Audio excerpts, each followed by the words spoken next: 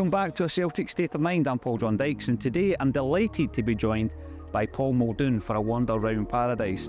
Paul, you and I made our debut here 4 years ago. Yep. Tell us a wee bit about that. Well, about the end of the season, 2019, I'd been contacted by our friends at the foundation, and they'd asked me if I'd like to take part on a play on the park.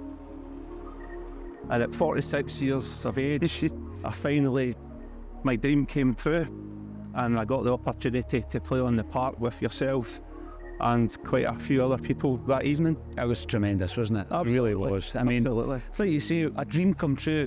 Not even something you would ever expect to happen to you, but it did that night. But it was for a good cause, I remember that, and every goal there was money given to charity. And we're going to be talking about another great cause later on in the Wander Round Paradise that you're involved in. But you know what, there's been quite a lot happening over the last week, Paul. Yep. And going into yesterday's game, we spoke loads all through the week about team selection, shape, Yep. you know, how we were going to combat any kind of threat that Rangers might have had. We came through that game 1-0 now, Paul. It wasn't a vintage performance, but I tell you what, it was a proper team performance, wasn't it? Absolutely. If you look back through last week, you're on social media, you get all this negative stuff on social media about how Celtic probably shouldn't even bother turning up. They turned up yesterday, and that was a team of lions we had on the park yesterday. You know, Brendan was talking about, he says to the boys, you know, I need my men out there today. And then he was speaking about Warriors after the game. Yep. You just know that Brendan Rodgers going into a game like that, also speaking about, I know how to win. I'm going to tell my players how to win. Yep. That he can motivate a team. He can get the absolute maximum out of individuals. And I want to start with Liam Scales. Because, you know, throughout the entire season, we've been speaking about it on Acsom. Liam Scales, his 5th or 6th choice, he was asked to step up yesterday, Paul, and he did, didn't he? Absolutely. Comes into that game yesterday with all that sort of, all the doubters on social media, comes into that game yesterday, comes off the park yesterday, man of the match, not put a foot wrong.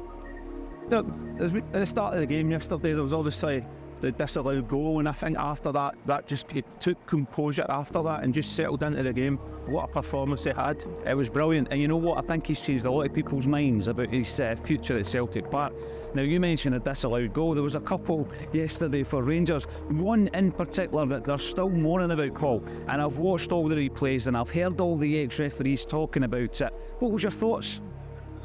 My thoughts with the seen it happening at first was we're 1-0 down, and then when you start to see the television replays back, you think, well, that's not a goal because that's a foul on the defender. There's been a lot of negative press about VAR over the last year or so. Well, yesterday VAR done its job, because there's many times as a young kid being at Ibrox and not getting decisions. Yesterday, VAR comes in and there's two goal related decisions, and they got it right.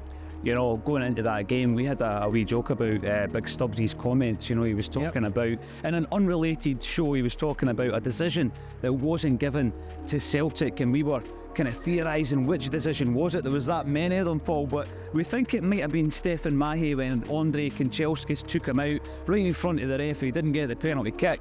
And we actually said after the game, man of the match, Alan Stubbs, because it brought back into view that these decisions have been getting made wrong for years. Yeah. And you know what happens, Paul, right? It goes to VAR, they make the correct decision based on the evidence in front of them, yet they still feel hard done by because they're so used to the decisions going forward. Yeah. And there was a meltdown all night last night, and that wasn't just on social media, that was on mainstream media as well. So, Paul, the first time I met you, we were at Celtic Park, and it was a great charity initiative. You and I obviously got a wee game at Celtic Park, and that was great fun, but there was loads of cash raised. And recently you've been raising cash. Tell us all about your initiative. Yeah, so the current initiative is the project called the Road to Seville, which effectively was 33 cyclists cycling from Celtic Park to Seville to celebrate that team getting to Seville in 2003, promoting the awareness of the foundation and raising funds for the foundation. So that's been the main project. I've been involved in it in and around that now for a while. Unfortunately, I was not able to cycle in May due to a chronic injury. And in recent weeks, I've been feeling a bit better, with the support of the doctors and support of the physio. I've got an idea to help make me better, which is to cycle from Celtic Park virtually to Seville, making over 1,000 miles, 1,050 miles, and close to 60,000 feet of climbing. I'll do that virtually on a smart trainer at home. And the objective of doing that, as well as giving myself something to focus on and to try and rehabilitate the injuries I have, we have an opportunity to raise more money for the foundation, which is key to this Road to Seville project.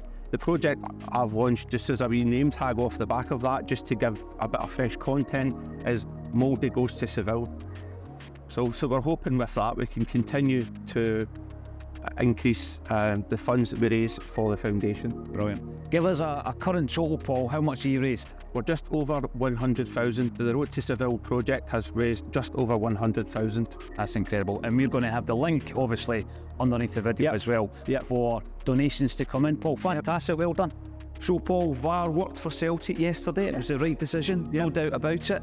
But I'll tell you, when I watched that game back, I'm looking at the key areas where we won and lost the match, and I think we won the midfield battle, and that was absolutely pivotal to the victory. How good was McGregor and O'Reilly yesterday? Absolutely. The people were talking about the game yesterday. In the previous games, McGregor seemed to be kind of boxed in a little bit. Yesterday, he seemed to have the freedom to just control it and pull the levers.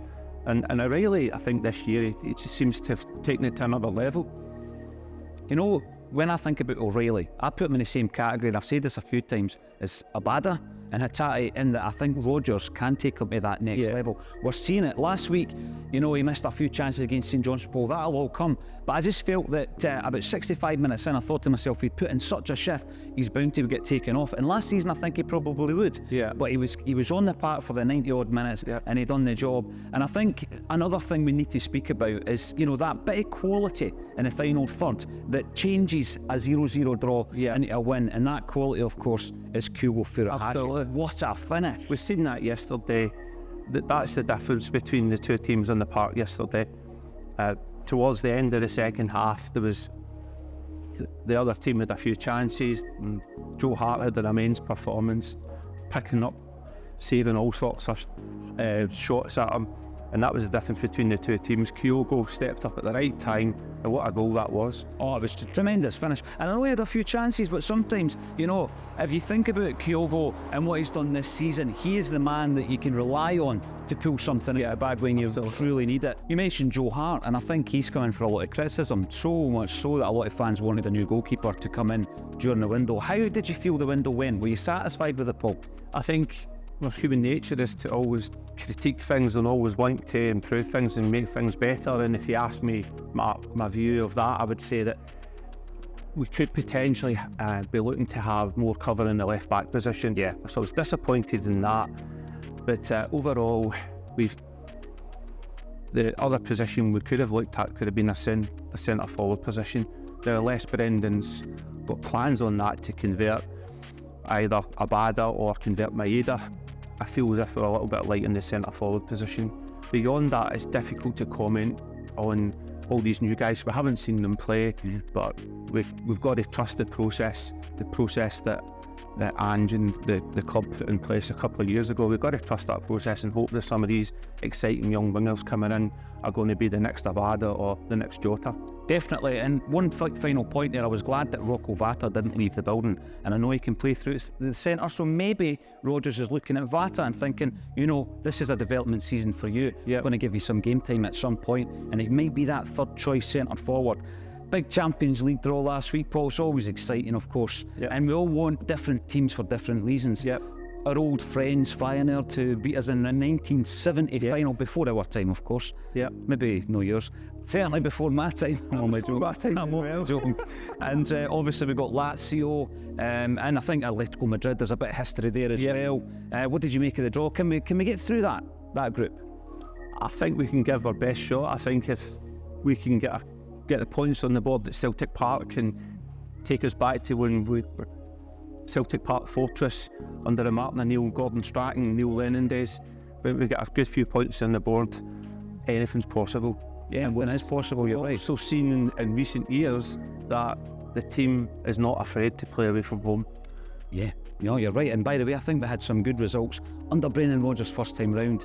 And you know, you're right about that place. It's a special place. Obviously, you and I know what it feels like to run out the tunnel and play on that park, Paul.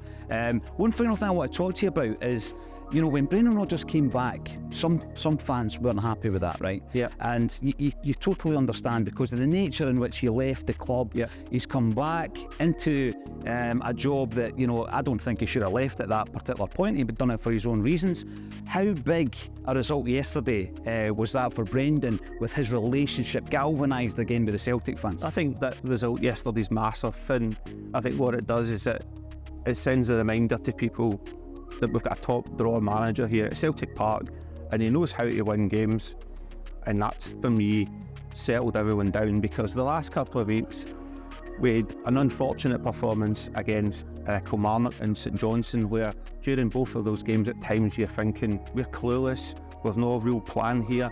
We do recognise we're in transition, but yesterday, when it mattered, went into that game yesterday, and we showed the players how to win. And for me, that alleviates some of the concerns about the manager. What we've got to do is give the process a bit of time and allow some of those new players to settle in, and allow the manager to transform the team in the way he wants to play. So another wander round paradise, and we continue to raise funds for wee Jamie Tierney. The link for Jamie's journey is underneath this particular video. We have got about 80 Celtic jerseys. Thanks everybody for contributing to that. We're going to get them signed, we're going to get them auctioned and raffled off, and raise some funds for wee Jamie's treatment. Now, that was tremendous going round Celtic Park today of all days with Big Paul Muldoon. Check him out, check out his charity initiative, and check out A Celtic State of Mind tomorrow at 12:30.